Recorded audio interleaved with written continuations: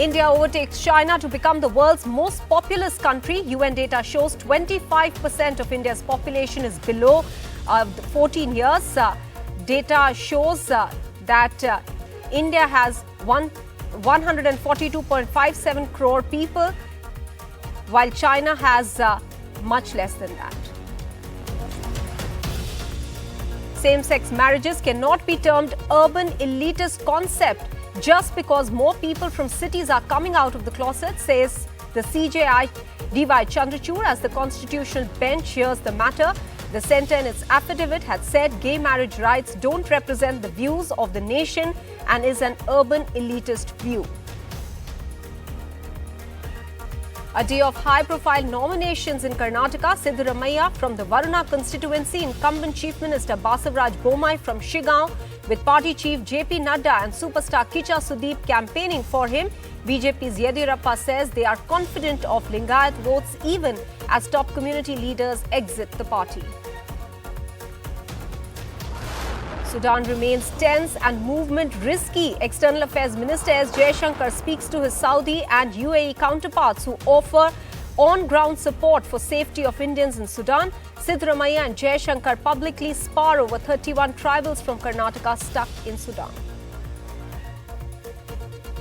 After a number of cases of death by suicides in IITs, the Premier Technology Institute decides to appoint more mental health counsellors. From academic pressure, feeling of discrimination and fear of being judged, students point to several challenges. In an unusual weather condition, heat wave hits India ahead of time. Met Department issues heat wave warning for North, Central and East India. Hot April is a result of global warming, warn climate scientists. World's most valuable company, Apple, all set to open its first store in Delhi. Apple CEO Tim Cook meets Prime Minister Modi, thanks him and says he shares his vision of the positive impact technology can make on India's future. Meets IT Minister Ashwini Vaishnav as well. The Prime Minister responds saying he's glad to exchange views on tech-powered transformations taking place in India.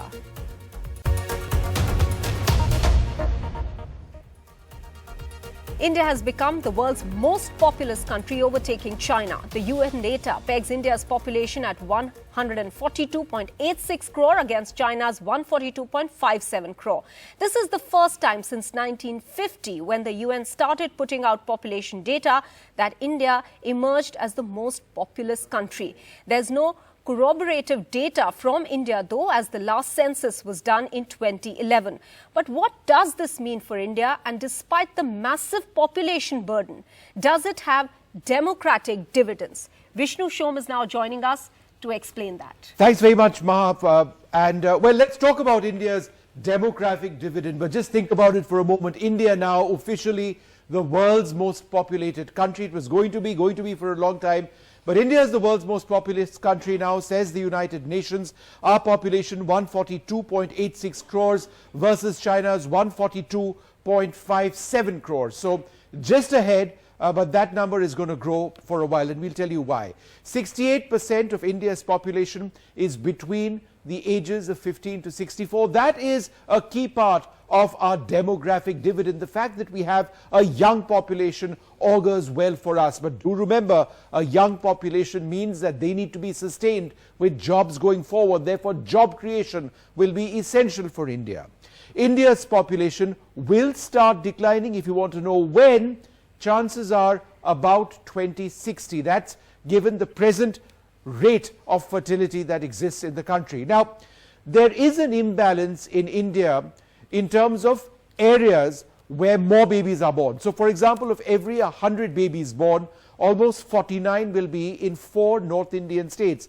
Uttar Pradesh, 22 of 100 babies, Bihar, 12 of 100, Madhya Pradesh, 7 of 100, and Rajasthan, 7 of every 100 babies. Now, why am I mentioning this? Because the 5 southern states together contribute only 16 babies, right? So there's a big discrepancy between the number of children being born in the north of the country in those states compared to the south. Now let's take a look and compare that with China. Now China faces not a demographic dividend but a demographic decline. as the birth rate has plunged, workforces in China have started to age substantially, and also several other countries in Europe and Asia can also expect a demographic slump. So it is good news in a sense for India, but our social parameters, obviously job creation, per capita income, and of course overall GDP growth, so very important if we are to take advantage of our younger population. Absolutely. Vishnu, many thanks for explaining all that over here on India becoming the most populous country in the world as per UN data. Let's move on now and talk about day 2 of the hearing on same-sex marriage by a constitutional bench of the Supreme Court. Now, the CJI, D.Y. Chandrachud, has in fact countered the government on the argument of adoption, saying that existing laws do allow a person to adopt even if he or she is in a same-sex relationship. So the argument that this will create a psychological impact on the child is belied by the fact that today, as the law stands, it is open. Wherever husband and wife is used, make it gender neutral by using spouse. Wherever, my lord, man and woman is used, make it gender neutral by saying, my lord. Incidentally, even if a couple is in a gay relationship or a lesbian relationship, one of them can still adopt. So the whole argument that this will create a sort of a psychological impact on the child is belied by the fact that even today, on the state of the law as it stands, once you have decriminalized homosexuality, absolutely, therefore it's open to people to live in together, and one of you can adopt. It's just that the child loses the benefit of parenthood. Now, the CJI has also said that same-sex marriages cannot be termed urban elitist concept just because more people from the cities are coming out of the closet. That's what the Supreme Court has said while hearing arguments on legal sanction for gay marriages. The remark by the CJI comes in response to the centre's submission that the petitions seeking gay marriage rights don't represent the views of the nation and they reflect an urban elitist view. You cannot discriminate against, the state cannot discriminate against an individual on the basis of a characteristic over which the person has no control. And when you say that, this is an innate characteristic, it's also an argument in response to the contention that this is very, elitist, or it's urban, or it has a certain class bias.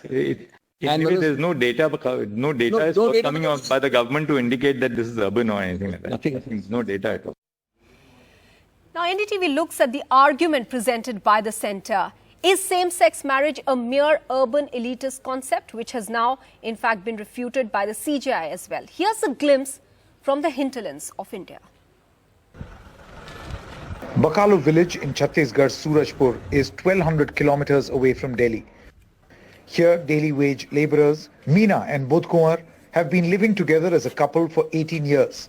They can be described neither as urban or elite. Yet, they would welcome a favorable verdict from the Supreme Court that is hearing a plea for legalizing same-sex marriages.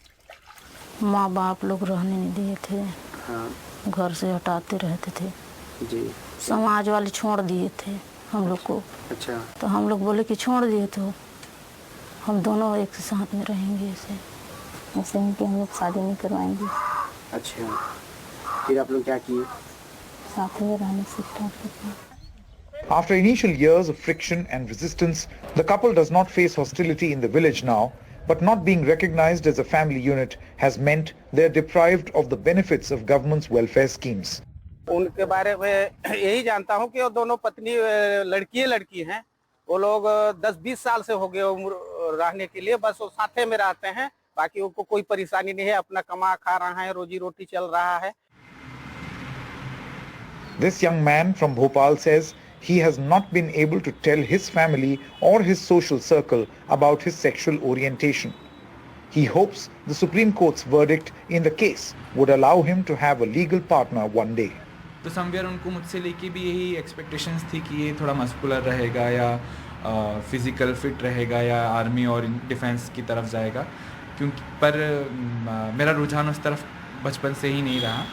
और मैं boys hostel में मेरे parents ने मुझे डाल दिया था, sports में मेरी बोर्डिंग में मैं रहता था, तो वहाँ पे बॉयज़ सब बॉयज़ के साथ में रहना मुझे समवेयर अनकंफर्टेबल फील होता था. Whether urban or rural, life is never easy for same-sex partners, says Bosco. I had a privilege of having people around me who were very nice to me, and I didn't face that much of discrimination.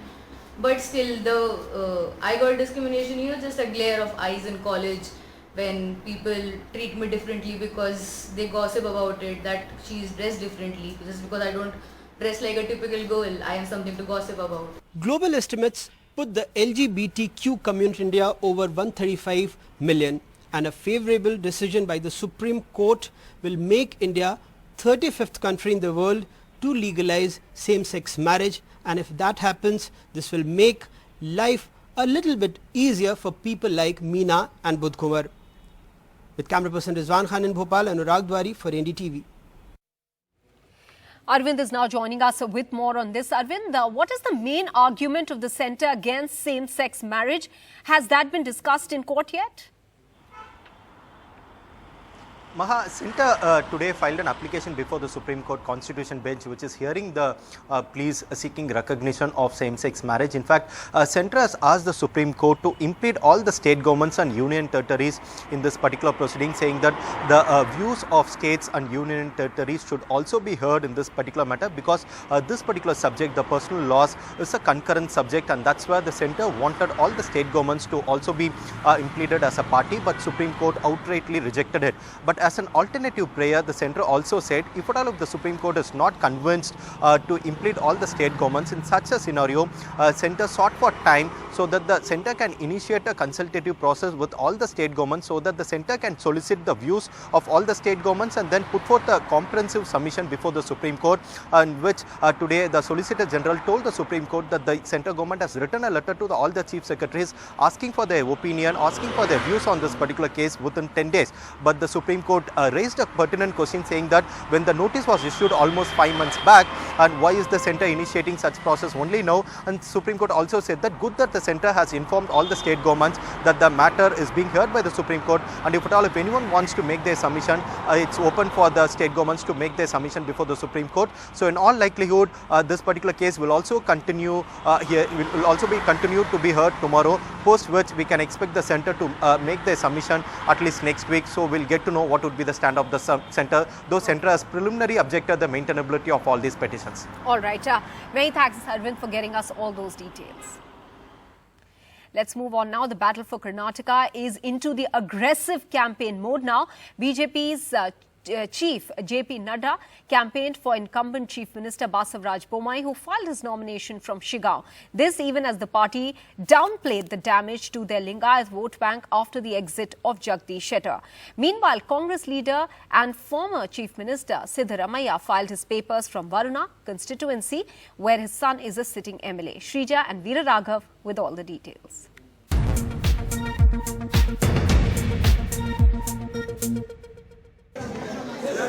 Bommai in Shigao, B.Y. Vijayendra in his father B.S. Yedurappa's constituency, Shikaripura. Congress's chief ministerial candidate, Siddaramaiah in Varuna constituency, and turncoat MLA Jagdish Shettar in Hubli Dharwad central constituency.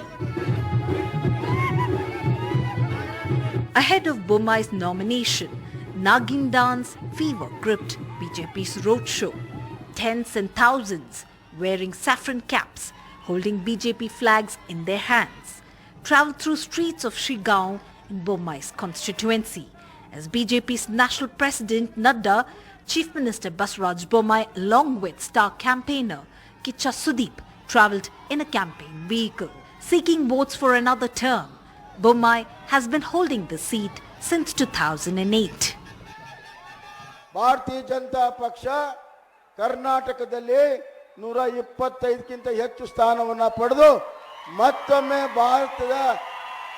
ಮತ್ತೊಮ್ಮೆ ಕನ್ನಡ ಮಾತೆಯ ಸೇವೆಯನ್ನ ಮಾಡಲು ಭಾರತೀಯ ಜನತಾ ಪಕ್ಷಕ್ಕೆ ಈ ಜನರ ಆಶೀರ್ವಾದವನ್ನು ಮಾಡ್ತಾರೆ. ಇಷ್ಟೇ ಹೇಳಿ ಬಯಸ್ತೇನೆ, ನನ್ನ ಜೀವನದ ಕೊನೆ ಉಸಿರು ಇರೋವರೆಗೂ ನಿಮ್ಮ ಸೇವೆಯನ್ನ ಮಾಡ್ತೇನೆ. ಅಷ್ಟೇ ಅಲ್ಲ, ಕೆಲಸ ನಡಿಬೇಕು, ಕೆಲಸ ಆಗಬೇಕು, ಜನಗಳಿಗೆ ಒಳ್ಳೇದಾಗಬೇಕು, ಮುಖ್ಯವಾಗಿ ನಿಮ್ಗಳಿಗೆ ಒಳ್ಳೇದಾಗಬೇಕು. ನನ್ನನ್ನು ಕರೆಸಿದ್ದಕ್ಕೆ ಧನ್ಯವಾದಗಳನ್ನ ಹೇಳ್ತಾ ವೇದಿಕೆ ಮೇಲೆ ನಡ್ಡಾಜಿ ಅವರು ಕೂತಿದ್ದಾರೆ. Appealing to the people of Shigaon to vote for the BJP in the name of Modi, BJP National President JP Nadda stepped up his attack against the Congress and alleged that the grand old party was only about commission and corruption. Congress का मतलब है commission,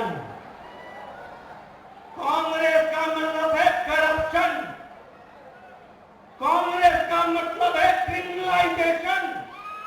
मैं आपसे कर्नाटक में विकास की गंगा बहती रहे इसलिए कमल के निशान पर वोट मांगने के लिए आया हूं. Mr. Bommai is seeking re-election from Shigaon, from where he has been an MLA thrice. In another part of Karnataka, in Shikaripura constituency in Shimoga district, for B.S. Yedurappa's son B.Y. Vijendra, it's his first election. Exuding confidence contesting from Shikaripura, it is a constituency that has blessed his father for nearly 40 years. Simply because Bharatiya Janata Party is not dependent on few leaders. This is a party based on cadres. Cadres are a strength. They are the strength for the party. So BJP is absolutely, they are not dependent on few leaders. In the poll-bound state of Karnataka, Varuna constituency was filled with euphoria as Congress's chief ministerial candidate Siddaramaiah held a roadshow before filing his nomination, making an emotional appeal to the people of Varuna to vote him to power from the constituency. He played the last election card to seek votes. This will be his last elections. ಚುನಾವಣಾ ಕೊನೆ ಚುನಾವಣೆ ನನಗೆ. While in Hubli Dharwad constituency, turncoat Jagdish Shettar filed nomination in the presence of his supporters. Jagdish Shettar jumped the ship from the BJP to Congress after BJP High Command denied him a ticket. Candidate selection, polarization, caste arithmetic. A lot of factors are in play in this year's Karnataka election. While the BJP is fighting elections with first-timers, the Congress has gleefully welcomed some of the old faces of the BJP in a hope to return to power. In Shigaon, with Veera Raghava, Shrija for NDTV. Now, there was some politics and public sparring over the safety of 31 tribals from Karnataka in Sudan. And there was a response from External Affairs Minister S. Jaishankar as well to Siddaramaiah, who had raised that issue. Now, India has also pointed out that it is coordinating with various countries to ensure the safety of its nationals in Sudan. India is in talks with the US, UK, Saudi Arabia and the UAE over the situation in violence-hit Sudan. Sudan has been witnessing deadly fighting between the country's army and a paramilitary group for the last 6 days that has reportedly left 100 people dead. On Monday, the Indian embassy in Khartoum issued a fresh advisory urging Indians not to venture out of their residences and stay calm. They are in touch with the Indian community as per sources. The External Affairs Minister also spoke to his counterpart from Saudi Arabia and UAE for on-ground support in Sudan.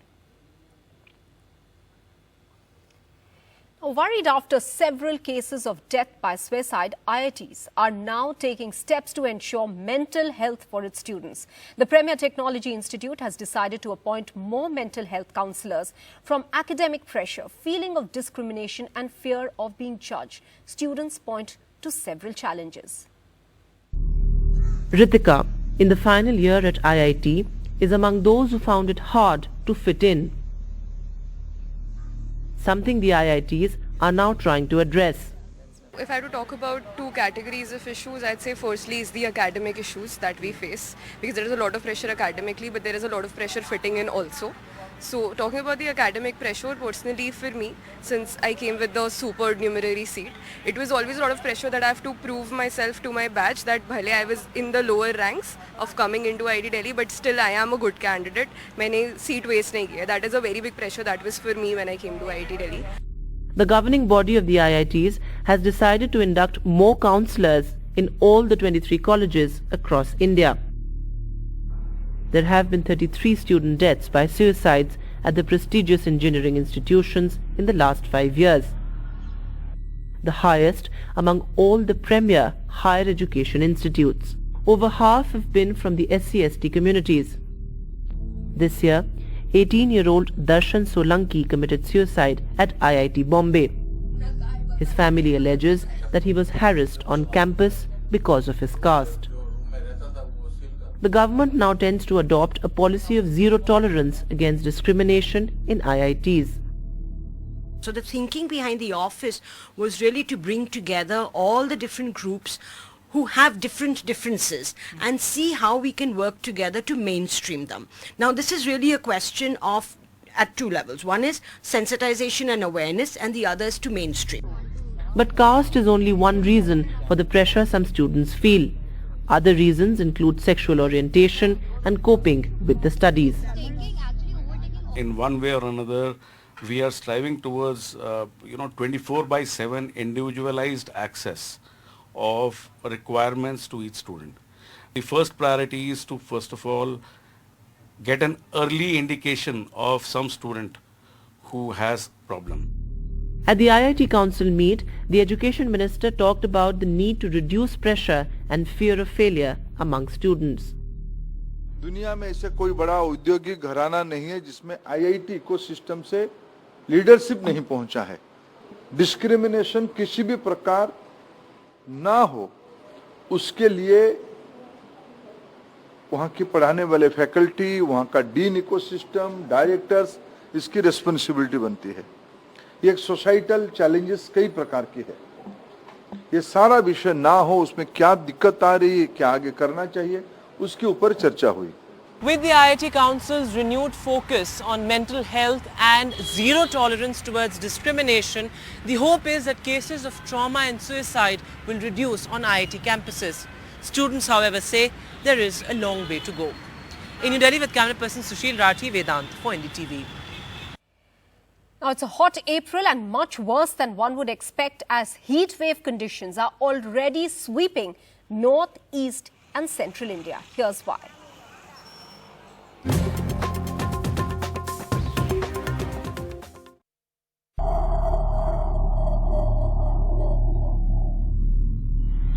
Heat waves continue to torment India. While Kolkata records temperatures of 40 degrees, a severe heat wave in Bankura in West Bengal with the mercury at 44 degrees. Severe heat wave जो पश्चिमी जिला में 2-4 जगह पे चल रहे थे, that severe heat wave will continue. Mainly Bankura, Purulia, Paschim Bardhaman, Jhargram and Birbhum. The district administration is trying to solve water problems as summer peaks. Water levels of the rivers like Dwarkeshwar have dropped because of the scorching heat, and the administration is deploying tankers to ensure supply of drinking water. তাহলে আমরা জলের জন্য আবার নদীতে জল আনতে হয়। নদীতে একটা কল আছে, নদীতেও জল নাই। সেইখান থেকে জল এনে আমাদেরকে খেতে হচ্ছে। কিছুদিনের মধ্যে যে এতটা পরিবেশগত পরিবর্তন হবে এটা আমরাও ভাবতে পারিনি। কিন্তু কাজে তো আমাদের বেরোতেই হবে। আর সবচেয়ে যেটা কষ্টকর হচ্ছে বাচ্চাদের জন্য এবং বয়স্কদের জন্য। যেখানে জলের সমস্যা হচ্ছে ওখানে আমরা ব্যবস্থাগুলো নিচ্ছি পিএইচই কে বলে, এন্ড আমরা একটা কন্ট্রোল রুম নাম্বারও আপনাদের সঙ্গে আগেই শেয়ার করে দেওয়া হয়েছে। We are taking action taken report, সমস্ত যে কলসগুলো আসছে পিএইচই থেকে সাব ডিভিশনাল কন্ট্রোল রুমস করা হয়েছে। The Tripura government has declared heat wave as a state disaster. The state government has said it is working to ensure there is no power cut during the peak summer season. Schools in the state have been shut till April 23rd, and the government has asked people to limit their exposure to the sun. In a first, the Meghalaya government issued an advisory to shut schools for a few days in parts of Garo Hills due to severe heat wave-like conditions in the state. The state government says it's a crisis looming large. The changing of the climate and the environment is not avoidable. So this is going to impact and affect most of us in the days to come. Look, the first is not only about the heat wave. We are going to face a water crisis. The big question is why a region like Northeast India, which is ecologically sensitive, is witnessing temperatures 5 to 6 degrees above normal in this point of time in the year in the early summers. Many watchers say climate change impact are more prominent now. We all agree that we are going through the climate change. It's basically overall, this temperature and precipitation, all these patterns are changing. And our data that we are working with for India shows that Indian monsoon is going to shift westward. Say drier states like Gujarat, Rajasthan, they are going to have a lot more rain compared to wetter states like Assam, Northeast. Cities like Bhubaneswar, Lucknow, Gaya, Kanpur are also feeling the effects of the blistering heat. Not a leaf moving and hardly any wind even in the evenings in areas that are experiencing blistering heat in the afternoon due to severe heat waves in several parts of the country, which is why people are experiencing major discomfort in these areas. With Ratnadeep Chaudhary and camera person GD Shankar in Kolkata, Saurabh Gupta, NDTV. Some news just coming in. Now, Oxfam under the scanner. The CBI has registered a case of illegal foreign funding. The CBI has filed a case against Oxfam India and office bearers. The Ministry of Home Affairs has told the CBI that Oxfam India was planning to pressure the Indian government for FCRA renewal through other foreign governments. Let's move on now. Apple CEO Tim Cook met Prime Minister Narendra Modi in Delhi ahead of the inauguration of the tech giant's first official store in the national capital tomorrow. He said that he shares the Prime Minister's vision of positive impact that technology can make on India's future. He also met IT Minister Ashwini Vaishnav. Now, similar to the grand opening of the Apple store in Mumbai, Tim Cook is expected to welcome customers at the inauguration of the Delhi store tomorrow. So finally, Delhi gets its bite into the scrumptious Apple. Here we are inside Apple Saket, a very special store. Of course, it's after the opening of Apple BKC, but this one is much smaller. If we can have a look of the entire store, of course, it looks much smaller than the BKC one, but what the team members have told us is that when it comes to the products or the services, there's nothing which is missing here when compared to the Mumbai store. Of course, here on my back, you have arcade, music, two of the Apple services. Then you have all these products on display that includes MacBooks and of course all the latest iPhone models as well. And there on that side you see all these accessories that includes the watch bands as well. The entrance, if you see, there it is on the screen. It's inspired from the gates of Delhi, and that's where the inspiration comes from. Makes it very interesting, colorful, and that's the entry for Apple Saket. So this is the first look of the Delhi store on NDTV with camera person Manoj, Arun Singh for NDTV 24/7.